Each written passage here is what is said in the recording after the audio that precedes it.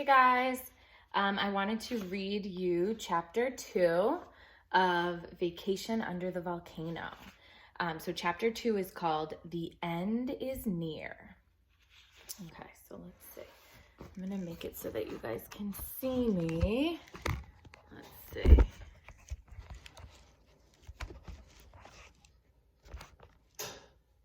There we go. That should be a little bit better. Okay, are we ready? Jack opened his eyes. He pushed his glasses into place.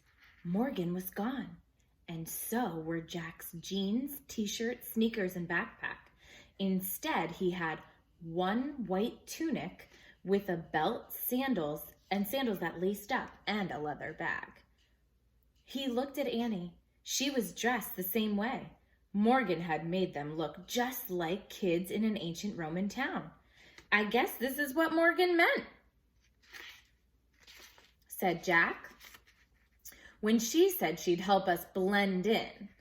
I felt like Cinderella, said Annie. I like these clothes. Yeah, said Jack, although he felt a little as if he was wearing a dress. Annie looked out at the window. It's pretty here, she said. Jack looked with her. They had landed in a grove of trees. On one side of the grove rose a gentle-looking mountain. On the other, a town sparkled in the sunlight. I wonder where we are, said Jack. He opened the book about ancient Roman times, and he read, almost 2,000 years ago, on August 24th, AD 79, the seaside town of Pompeii was a typical Roman town. Many Romans were on their vacation.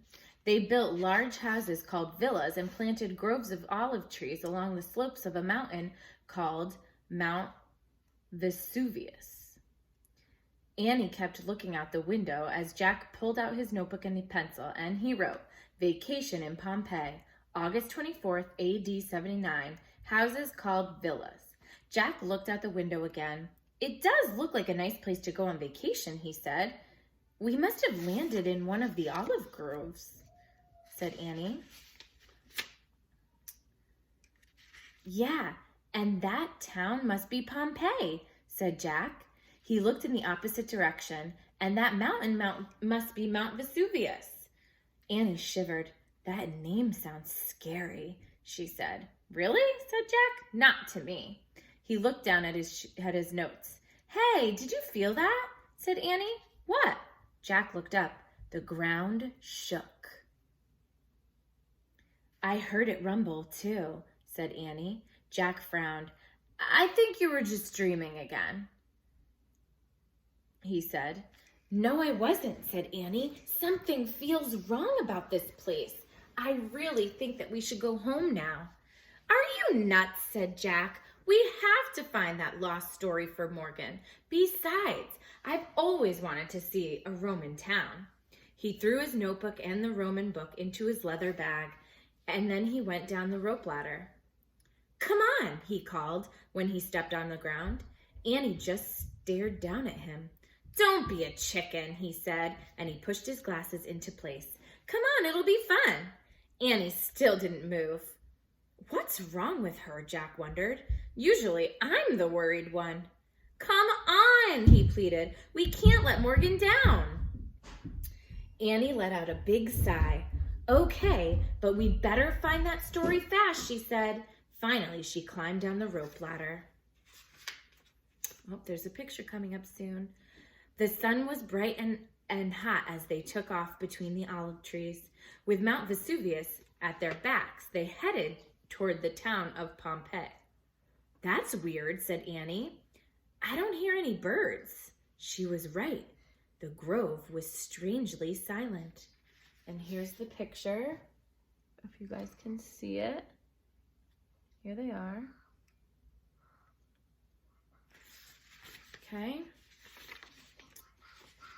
Don't worry about it, said Jack. Maybe they're all at the beach. Come on, let's go over the bridge. He led the way to a small wooden bridge that crossed a narrow stream. But when they got to the stream, they found it had dried up. That's really weird, said Annie.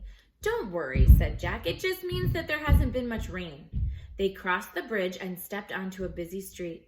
It was paved with stone. People were buying things in the open shops that lined the street. Some looked rushed and busy. Others moved slowly. Kids walked with their parents. Groups of teenagers talked and laughed. They don't seem very different from people shopping in Frog Creek, Jack thought. Except for the clothes, of course. How will we ever find an ancient lost library? Said Annie, glancing around. I don't know, said Jack. Just be on the lookout. They walked past shops and had huge jars in them. When Jack looked closely, he saw that they were filled with grain-dried fruit and olives. Meat hung from the ceilings of some of the stores. They passed a noisy tavern where people were eating and drinking. A young man played a stringed instrument. See, there's nothing to worry about, said Jack. This place isn't all that different from our time.